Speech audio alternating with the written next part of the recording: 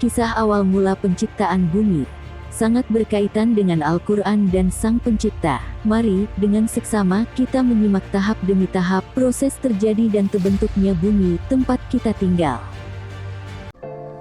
Sebelum mulai, jangan lupa tekan tombol subscribe, like dan jangan lupa pula, bunyikan loncengnya, agar tidak ketinggalan kisah-kisah unik dari channel ini.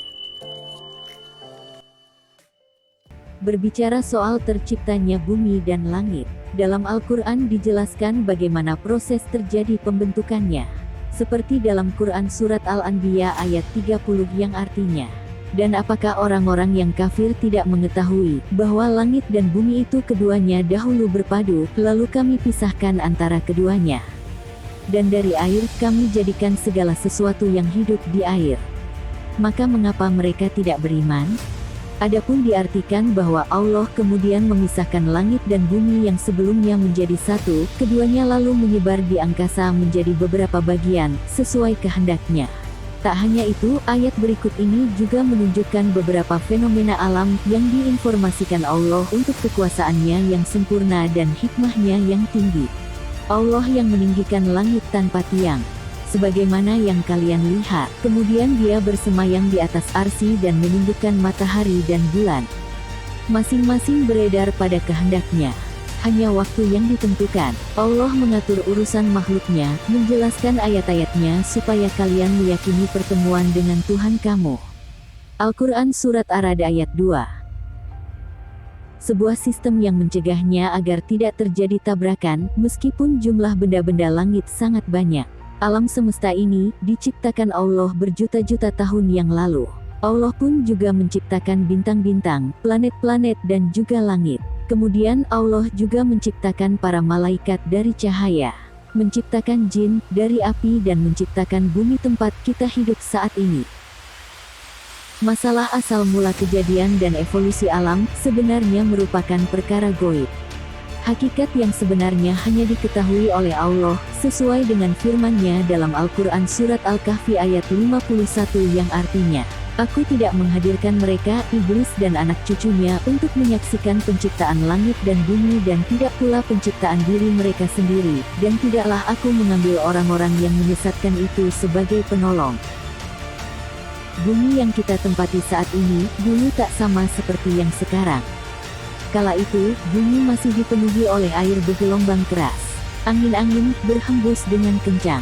Gunung berapi berkobar membara. Bumi juga dihantam oleh meteor-meteor yang berjatuhan menimpanya. Sama sekali tak ada kehidupan di bumi, entah itu di darat maupun di laut.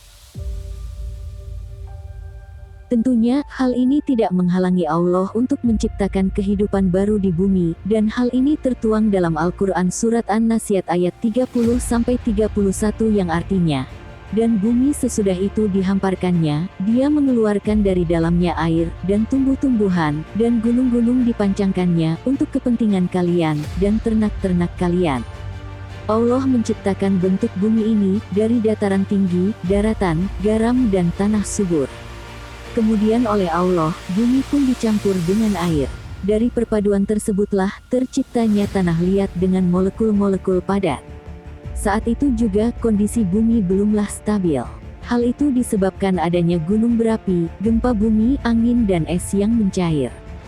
Lambat laun, mulailah ada kehidupan di bumi saat itu, ikan-ikan kecil, hidup dan berenang di laut, dan di daratan, tumbuh-tumbuhan sederhana mulai muncul di permukaan, hewan-hewan mulai hidup dan berkembang di muka bumi, ada berbagai hewan amfibi dan melata yang hidup, bahkan dinosaurus pun muncul, dalam berbagai bentuk.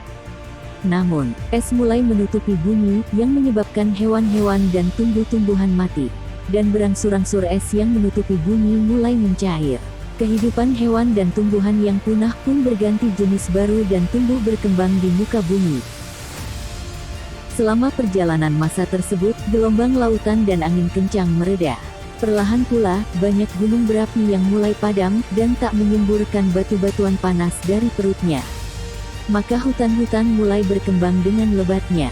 Hutan-hutan juga mulai memunculkan kehidupan berbagai jenis satwa. Hujan pun juga mulai turun, dan memberikan kehidupan di gurun-gurun.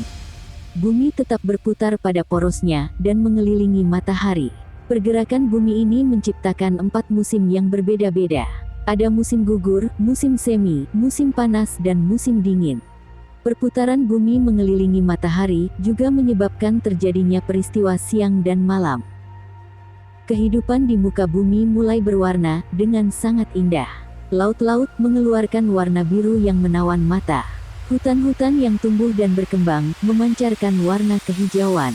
Gurun-gurun pun juga memancarkan warna kecoklatan. Dominasi warna putih terpancar indah juga melalui es yang membeku. Bahkan sinar matahari pun memancarkan warna kala ia terbit dan terbenam. Hewan-hewan mulai berlari, hidup dengan bebasnya di muka bumi ini. Burung-burung terbang bebas menjelajahi langit yang luas. Hewan-hewan lain pun juga mulai menampakkan kehidupan dan keindahan, sehingga mewarnai bumi. Rusa-rusa berlarian, kambing-kambing liar pun juga berlarian. Sementara, hewan-hewan buas pun meraung-raung dengan ganasnya. Mereka mencari makan kala matahari memancarkan sinarnya. Saat bulan menggantikan tugas matahari, mereka istirahat. Meskipun begitu, manusia kala itu belum ada di bumi. Manusia sendiri diciptakan Allah dari tanah liat. Lalu Allah menciptakan bentuk manusia. Dari tanah liat mengandung air, dan air tersebut pun menguap. Bentuk manusia yang sudah tercipta pun berubah menjadi keras, sekeras batu. Bentuk manusia yang keras pun tertidur dalam waktu yang sangat lama. Tak ada satupun yang mengetahui seberapa lama bentuk manusia tersebut tertidur. Hanya Allah semata yang mengetahui seberapa lama manusia tertidur. Wallahu a'lam bishawab. Semoga kisah ini menjadikan pelajaran dan menambah iman kita. Yang benar datangnya dari Allah. Yang salah datangnya dari admin sendiri.